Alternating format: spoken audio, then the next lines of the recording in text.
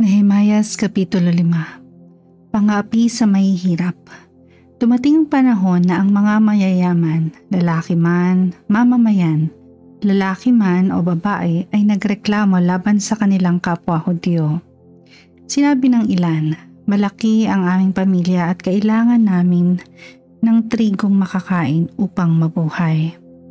Sinabi naman ng iba na nakapagsanla sila ng kanilang mga bukirin, ubasan at mga bahay, huwag lamang silang magutom. May nagsasabi namang nakapangutang kami makapagbuwis lamang sa hari para sa aming mga bukirin at ubasan. Kami mga Hudyo rin at ang mga anak namin ay tulad din ng kanilang mga anak. Ngunit ipinapaalila namin ang aming mga anak. Sa katunayan, ang ilan sa mga anak naming babae ay naipagbili na namin para maging alipin. Wala kaming magawa sapagkat ang aming mga bukirin at ubasan ay kinamkam na sa amin. Labis akong nagalit nang marinig ko ang mga reklamong ito. Nagpasya akong harapin ang mga pinuno at mga hukom. Pinaratangan ko sila ng ganito. Ano't nagawa ninyong magpautang ng may tubo sa inyong mga kababayan? Kaya tinipon ko ang mga tao sa isang pangkalahatang pulong. Sinabi ko, sinikap nating mapalaya ang ating kapwa Hudyo na naipagbili sa ibang bansa. Ngayon naman, kayo ang nanggigipit sa kanila upang ipagbili ang kanilang sarili sa inyo na mga kapwa nila Hudyo. Hindi makapagsalita ang mga pinuno. Mali ang inyong ginagawa. Patuloy ko. Dapat kayong matakot sa Diyos at gumawa ng mabuti upang hindi tayo hamakin ng mga pagano. Ang mga kababayan nating nagigipit ay pinahiram ko na ng salapi at pagkain.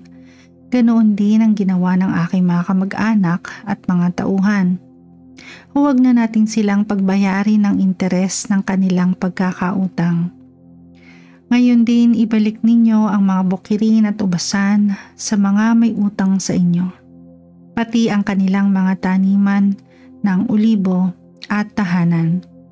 Ibalik din ninyo ang naging interes ng perang ipinahiram ninyo, gayon din ang mga trigo, alak at langis na pinahiram ninyo sa kanila.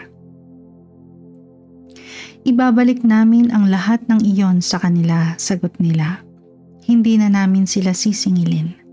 Tutuparin namin ang hinihingi mo. Ipinatawag ko ang mga pari at pinanumpa sa harap nila ang mga pinuno upang tuparin ng mga ito ang kanilang pangako.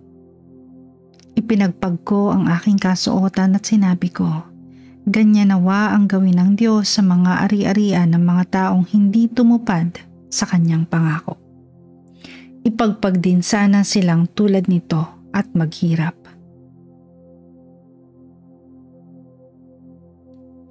Lahat ng narooy sumang-ayon at sinabi, mangyari nawa ang sinabi ninyo. Pinuri nila si Yahweh at tinupad ng mga tao ang kanilang pangako. Si Nehemias ay hindi makasarili.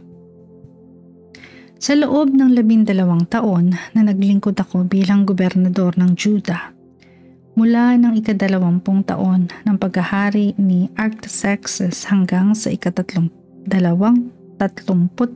taon, ako ni ang aking mga kamag-anak ay hindi kumain ng pagkaing nauukol sa gobernador. Ang mga naunang gobernador sa Juda ay naging pabigat sa mga tao na hinihingan nila ng pagkain at ng alak bukod pa sa 40 pirasong pilak. Maging ang mga katulong nila'y katulong din sa pagpapahirap. Ngunit hindi ko ginawa iyon sapagkat ako'y may takot sa Diyos. Ginawa ko ang lahat upang muling maitayo ang pader sa tulong ng aking mga tauhan. Hindi ako naghangad ng anumang ari-arian.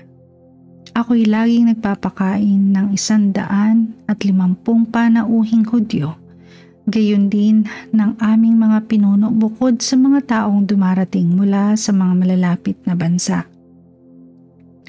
Araw-araw ay nagpapakatay ako ng isang toro, 6 na matatabang tupa at maraming manok, at tuwing 10 araw ay naglalabas ako ng maraming alak. Sa kabila ng lahat ng ito, hindi ko pa rin kinuha ang pagkaing nauukol sa gobernador, sapagkat alam kong ang mga tao ay naghihirap. Alalahanin mo ako, O Diyos, sa lahat ng aking ginawa, alang-alang sa sambayanang ito.